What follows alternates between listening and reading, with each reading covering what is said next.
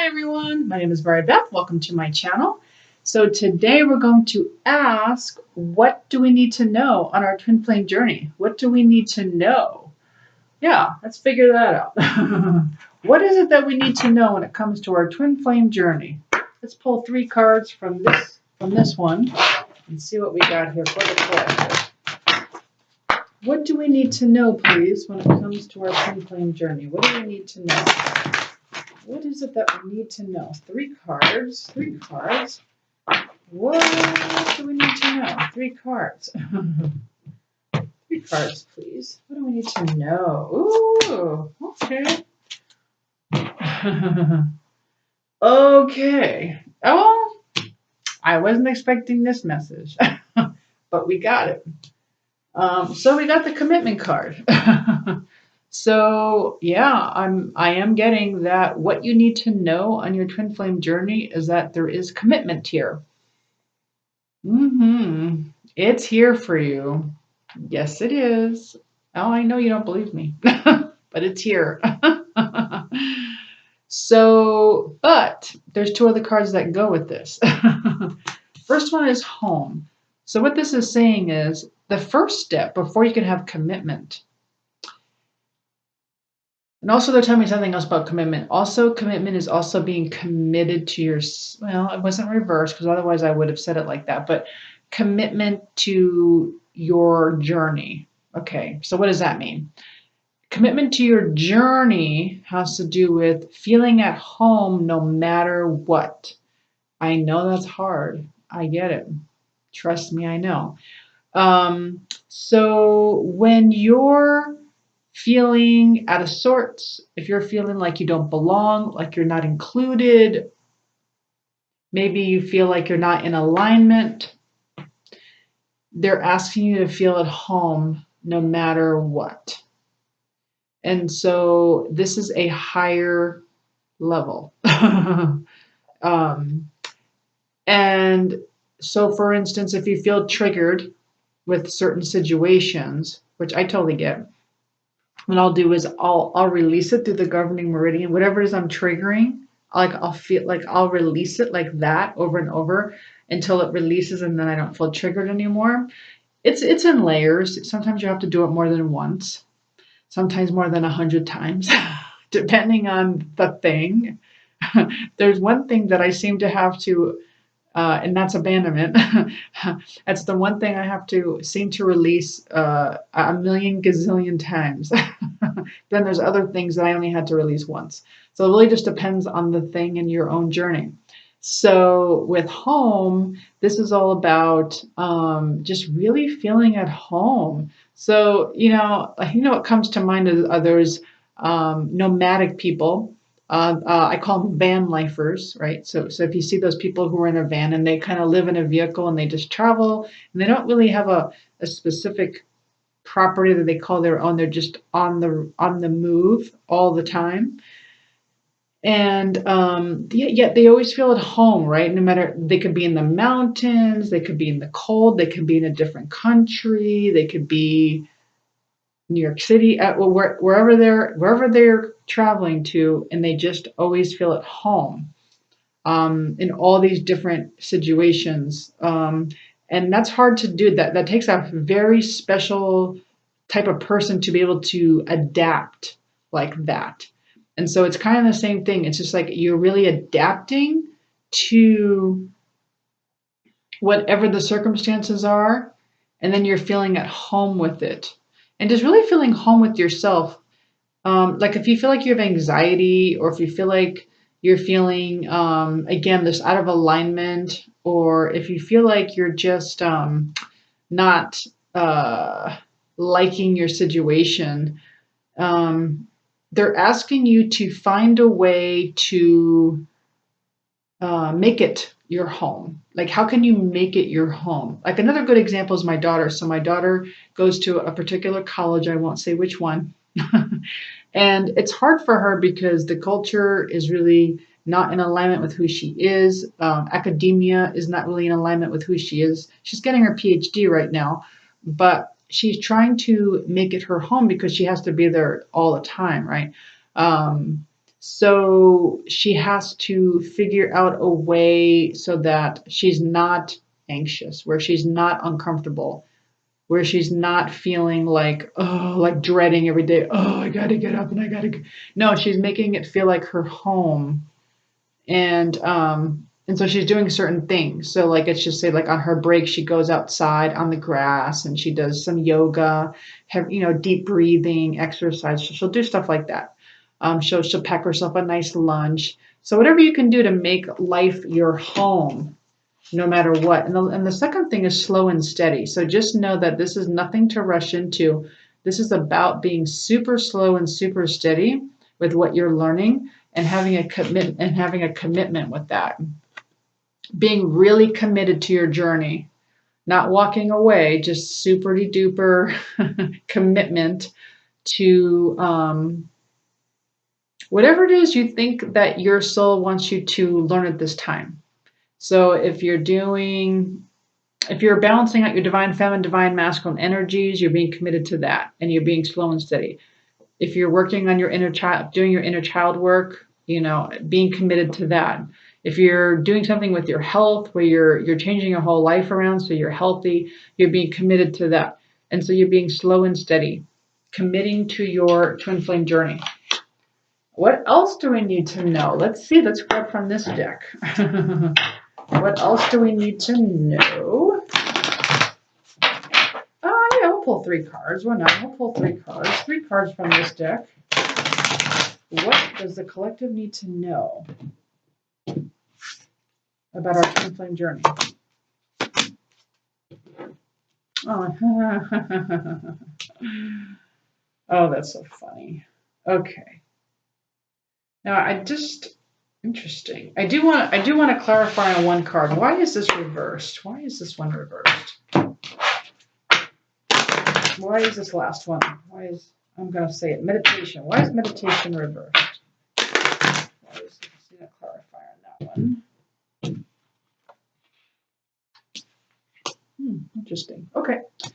Interesting. So first we got it's not complicated. We get complicated reverse. They're saying this is really not, it's the 11 card. It's really not that complicated. You just have to go in and talk to your soul. Your soul's going to give you all the answers.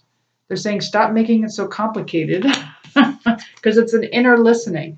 And when you go within to listen, instead of listening to outsiders, when you're listening to what other twin flames are, going through, and you kind of talk, and I don't know what people do anymore, but let's say they're just frustrated, and they just talk about how bad things are, or even just like it could be life in general. When you stop doing that and you start going within and listening to your soul, things stop getting so complicated in your life. Okay.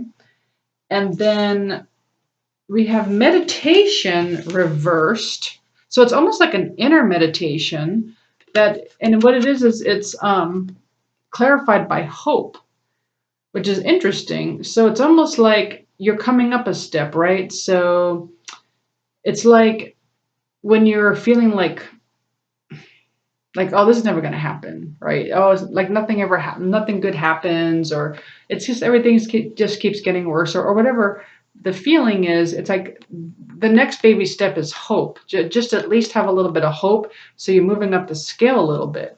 I always like to show my little trusty vibrational chart here, and yeah, when you start to getting up to maybe willingness, you start to move almost out of the 3D.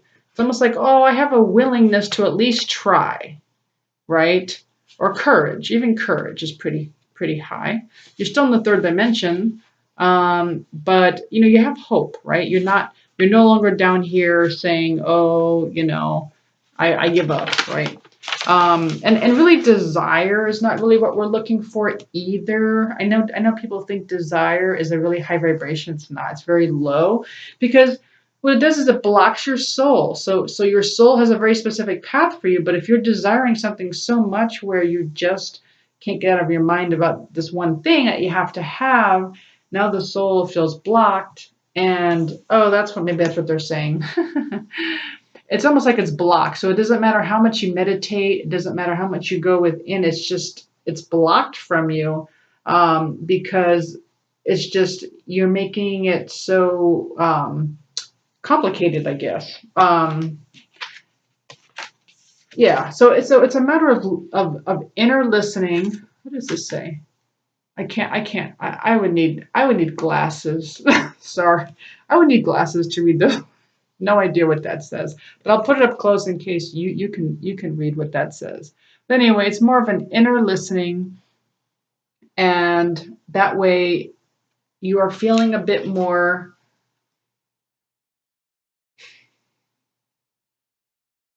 So what they're telling me is that when you go outside and you listen to what others are saying, even me, it's like you really want to listen to your own soul, right? It's like yes, sometimes the soul will talk to you through others, but there is no gurus, right? So it's like I have my own journey, and I only can teach what my soul taught me. That's all I could do. I can't teach what your soul teaches you, right? So that's your own journey, right? So like no one's two journeys are going to be alike. And so it's like really going inside of yourself and really figuring out how to listen. And it's, there's so many ways to like talk to your soul, right? I mean, you could do it through cards. You could just like listen, you have inner ear chakras where you'll hear songs hit your brain. That's going to be very meaningful. And it's almost like, I guess that's almost like an inner meditation as well. It's like an inner meditation. I need more on this. I think there's something I'm missing with this card. What else? What else do you want to say about meditation reversed? Why is this here? When it comes to what we need to know. What is this? Why is this here? Letting go. Yeah, letting go. Yeah, so it's almost like I'm not a meditator, just to be totally 100% upfront with you. I don't meditate. I hear my soul without meditating, and I get things really, really well in my head. I see things, I get messages. I get messages from angels all day long. And so I don't meditate. I don't. It's just not something that I do. But I guess what they're saying is it's like when you let go, it's not so much about the meditation. This is what I'm getting. Is what they're telling me. It's not really about the meditation. That's why it's reversed. It's not about meditating. It's more about hope, and it's more about letting go. And honestly, that it is true. Things happened for me when I completely let go. And the reason why I let go was because I really felt like I was home, like I was so happy with how things were in my life. Like I started living a very simple life and really enjoying the now, which is not my personality at all. Really, it's not. So for me to accomplish that, which I had to learn from my twin flame. I really did. I had to learn that from my twin flame. My twin flame taught me that how to live in the now, and so I feel like they're saying that it'll stop being so complicated once you do that. But and here's the secret. Okay, so the secret is that when you feel like a desire for your twin flame, it's really not what you think it is. The emotions are always your soul talking to you. So your soul is communicating to you that they desire. they're giving you that desire to bring you down to learn more on purpose, and so that they can, because it's like they have this feeling of I need you to talk to me, like I need to have a relationship with you. So it's almost like the soul takes on these emotions and brings them to you inside of you, and you think they're yours, and they are yours, but it's you in spirit. But you think it's yours, the avatar, when it's really your soul communicating to you through emotion. And so when you figure that out and you're committed to your soul, you're going to start getting messages. And when you start to realize, oh, I'm feeling a yearning or a longing for my twin flame, you'll realize, oh, wait a minute, that's actually my soul yearning for relationship with me. And so when you start talking to your soul and you're like, oh, okay, you need me. What do you need from me? What can I help you with? What's going on? And when you start doing that, what they do is they actually start to lessen that emotion inside of you. So I don't know if you know that, but the emotions inside of you are actually your soul communicating with you. So it's really kind of cool. And then they'll start to neutralize that part of desire when you start getting it and you start to wanting to be with your soul, and you start saying, hi soul, are you here, can I talk to you? I have questions. That they will lessen that desire for you. It's really quite interesting. It's actually a wonderful thing, actually. um it's a lot of work, though. It's not easy. It is a lot of work. But anyway, again, you have your own soul and your own journey, so you're learning your own things. So inner listening is the key here. Let's grab one more deck. I never like to have these videos go too long. What else? Like, what else do we need to know on our twin flame journey? Yeah, so it's not about the meditation is what I'm getting, because I didn't want to say that unless I really knew it. That's odd that meditation would be reversed. Okay, so anything else we need to know for our twin flame journey? Anything else we need to know? What else? What else do we need to know, please? Oh, really? That is hysterical. Okay, so Flamingo is reversed. Okay. So what this says is enjoying friends, balancing chaos, dealing with your emotions, mastering your energy vibration. Okay, it's reversed. All right. So what I'm getting from this is that it's probably not a time. Again, sometimes, like, again, if you look at the world that it's happening for you, then you can kind of understand why you're feeling like you need to be quarantined, or if you're friends who want to quarantine, or if you're friends that don't want to see you, or whatever the reason is, you think, oh well, that sucks, right? Blah blah blah. When really the soul is orchestrating your life in such a way where that it's for you. And so maybe it's just not really a time to be in chaos, to be with friends. It is a time to balance your emotions, but again, your emotions are your soul talking to you. And so mastering your energy and vibration, they're telling me the only way to do that is not to be with friends at this point, because it's too hard to do that with because you're not really concentrating on that. The way to master your energy and your vibration is to be alone for a while with your soul, to kind of ask them, well, show me what you need me to know. That's what I used to do. I don't really do it anymore, because now I it hits my brain now. But before I had that gift, I would say, can you just show me what I need to know?